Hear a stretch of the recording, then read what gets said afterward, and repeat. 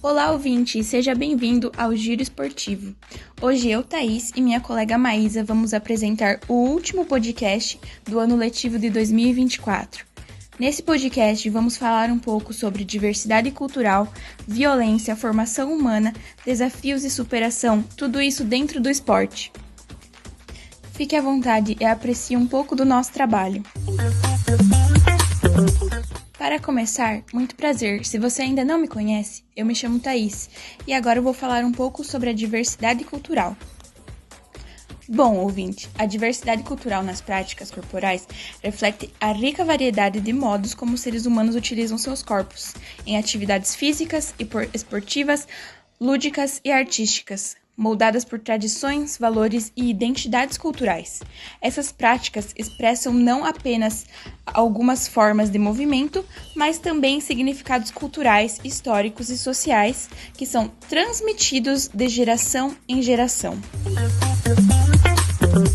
Bem, hoje eu trouxe novamente a minha irmã como convidada no nosso podcast para a gente trazer um assunto não muito legal de se abordar, mas muito necessário de falar sobre isso, que é a violência e conflito no esporte. O esporte sempre foi visto como uma ferramenta de união, mas também é um espaço onde os ânimos se exalam. Quem nunca viu uma briga em campo ou ouviu ofensa nas arquibancadas? Mas na sua opinião, Natália, até que ponto a violência no esporte é normal? E quando ela passa a ser um problema grave? A violência, então, no esporte, ela pode ser tanto física quanto psicológica, né? Dentro das competições, a gente vê muitos casos de agressões entre os atletas, e até entre os torcedores e os árbitros, né? Fora das competições, a agressão, né, pelos resultados também leva a situações de estresse, né? A ansiedade e até de abuso emocional. Isso também não só prejudica a integridade do esporte, mas também coloca em risco a saúde mental dos envolvidos. E o torcedor, Natália? Muitas vezes a violência extrapola os limites do campo e vira um problema social, com brigas entre torcidas organizadas, discurso de ódio e até tragédias. O que podemos fazer para mudar isso? Eu acho que a chave está na educação esportiva, né? Na conscientização dos atletas e também desde a base e na punição severa para os atos violentos, né? Além disso, as organizações esportivas elas precisam investir mais em campanha de respeito e inclusão. Perfeito! Mas agora, Natália, vamos virar o jogo e vamos falar sobre como o esporte pode ser um caminho de crescimento e formação humana. Influências históricas e geográficas. As condições climáticas, a geografia e a história de cada região influenciam o desenvolvimento de práticas corporais específicas. Por exemplo, a capoeira no Brasil combina luta, dança e música, surgindo como uma expressão de resistência cultural dos escravizados africanos. As artes marciais asiáticas, como o Kung Fu ou o Karatê, possuem raízes espirituais e filosóficas, que refletem valores como disciplina e autoconhecimento. Afirmação cultural. Práticas corporais muitas vezes preservam tradições e ajudam comunidades a afirmar suas identidades em contextos de globalização. Danças, esportes e lutas tradicionais existem como símbolos de pertencimento. Eu acho que a importância de valorizar, explorar e respeitar a diversidade cultural nas práticas corporais promove a valorização das diferentes formas de expressão humana, combatendo preconceitos e estereótipos. No contexto da educação física, por exemplo, incluir atividades de diversas culturas permite aos alunos compreenderem a riqueza das tradições globais e ampliarem suas perspectivas sobre o mundo.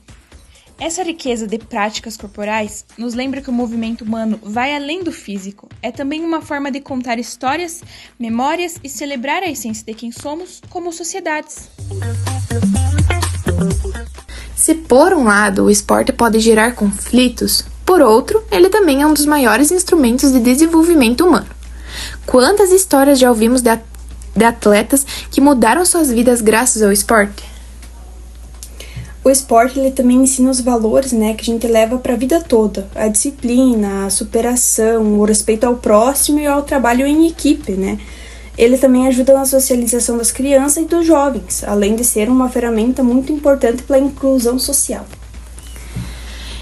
E como garantir que essa formação seja realmente eficaz, Natália? É essencial, né, que os treinadores e os professores, eles tenham uma abordagem pedagógica que vá além da performance, né? Não basta treinar os bons atletas, a gente precisa também formar bons cidadãos. Além disso, os clubes e as escolas, eles devem incentivar mais o respeito às regras. O espírito esportivo, ele é o combate a qualquer tipo de discriminação. Ou seja, o esporte pode tanto criar conflitos quanto promover a paz, dependendo de como é conduzido. Cabe a todos nós garantir que ele seja um ambiente saudável para atletas e torcedores e sociedade como um todo. Foi isso a nossa participação. Muito obrigada, Natália, por novamente estar no nosso podcast. Valeu então aí, pesada. Para finalizar o nosso último podcast do Giro Esportivo, eu vou falar um pouquinho para você, ouvinte, sobre os desafios e as superações do mundo do esporte. Por que promover o desafio e a superação no esporte? Você já se fez essa pergunta? Bom, existem vários motivos pelos quais devemos promover o desafio e a superação, não só no mundo do esporte, mas também fora dele. Alguns deles, como o crescimento contínuo. Enfrentar desafios estimula o desenvolvimento de uma mentalidade de crescimento, em que o esforço e a perseverança são mais valorizados que o talento inato. Preparação para a vida. As lições aprendidas no esporte se aplicam diretamente nos desafios da vida cotidiana, como lidar com conflitos, adaptar-se a mudanças e perseguir objetivos a longo prazo. Mas também o bem-estar emocional. Superar limites proporciona não apenas satisfação pessoal, mas também reduz o estresse, melhora o humor e fortalece a saúde mental. Você sabia disso?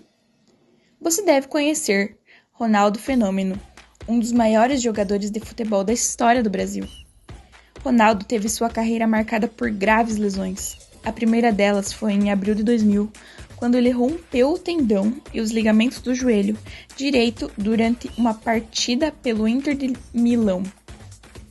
Embora essa não tenha sido a primeira lesão no joelho, foi a mais grave. Contrariando todas as expectativas médicas, Ronaldo não só teve uma excelente recuperação, como também disputou a Copa do Mundo de 2002, ano em que o Brasil conquistou o Penta. Nesse mesmo ano, Ronaldo foi eleito o melhor jogador do mundo. Após tantos desafios, Ronaldo se tornou peça publicitária de uma campanha do governo. Brasileiro não desiste nunca.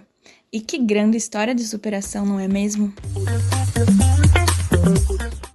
E aí, o que vocês acham?